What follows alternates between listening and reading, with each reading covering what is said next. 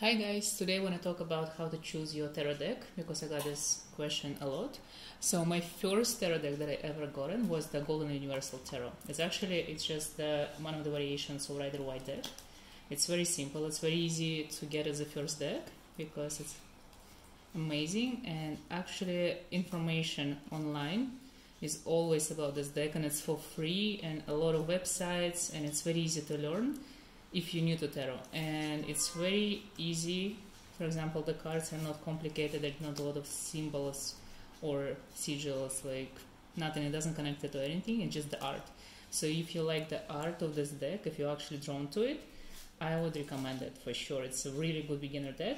It actually was my first one, and that was the deck that actually made me become who I am, helped me become tarot reader.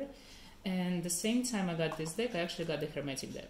So the Hermetic Tarot is actually a very cool deck, but it's kind of hard to learn because it has a lot of going on each card, and it's black and white as well. So for example, every card is connected to sacred geometry, a lot of symbols, a lot of sacred meaning to every card. Like you see a lot of information, and you actually have to know everything that's going on the card in order to read it properly. So if you're ready to learn more and if you want to challenge yourself, I recommend this deck because it actually makes you learn, because you want to know what's going on in every card. And sometimes these symbols or sigils or like even the art itself, it actually makes you learn and helps you grow as a person and as a reader.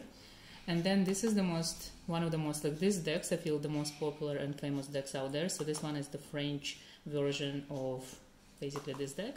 And this one hasn't changed in 200 years. But what's not cool about this deck, when you start, only major arcana cards, they have art. The rest of them, it's actually just, for example, 6 of Wands, it's only going to be 6 and Wands. So for you, in order to channel message from the cards, you have to become very creative. You have to work with your psychic abilities, not the deck anymore. So I don't recommend this deck as a beginner deck. But if you want to learn about, for example, if you want to give readings on specific dates, if you want to know the dates, this is the deck to go for, because it's all about numbers. Also, if you want to go and explore, there's so many more decks out there. Like for example, this deck, the Rider-Waite, has a lot of variations. I got this deck from Turkey. It's kind of the same deck, but I like it a little bit more because it's a little bit more darker, but it's also the cards are bigger, and the short is kind of cool. And I didn't know how it's gonna look like. I just go for it. I just went for it, and I kind of like it. But it's kind of the same deck. So you might have two decks. You might resonate with one. You might not. So just explore and get the deck that you really like. My favorite deck is this one. You see, it's a really cool one. It's very dark. I got a lot of questions about this deck.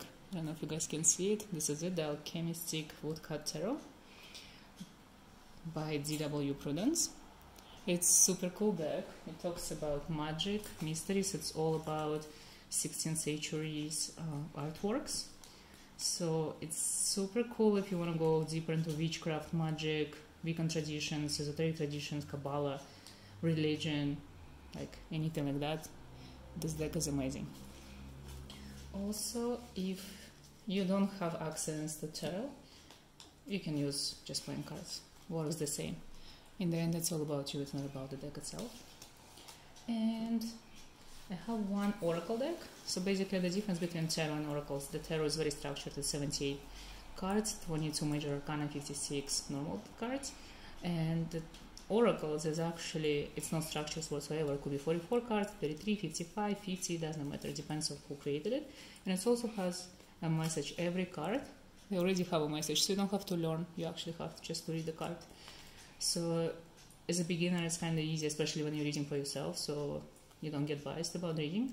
And the imagery works for you, and you can research. For example, this is the goddess deck, so you can research the goddesses, so it's kind of interesting as well. There's a lot of oracle decks, so you can pick the one you resonate the most. But I feel when it comes to choosing your deck, you have to choose based on the way the deck look like and if you're drawn to imagery or not, if you actually want to touch the deck, if you want to hold it. And when you hold your deck, for example, when you go to pick one, sometimes at the store they don't let you to open the deck and touch it, but if you touch the deck itself and if you feel connected, if there is something speaking to you right away, just go for this deck. Whichever deck you choose, just make sure to work with it and use it every day. Just wait for this one moment when tarot starts talking to you. That's all you need actually. It's not about the deck itself. It's about you opening up your abilities and connecting to your higher self through the deck you choose.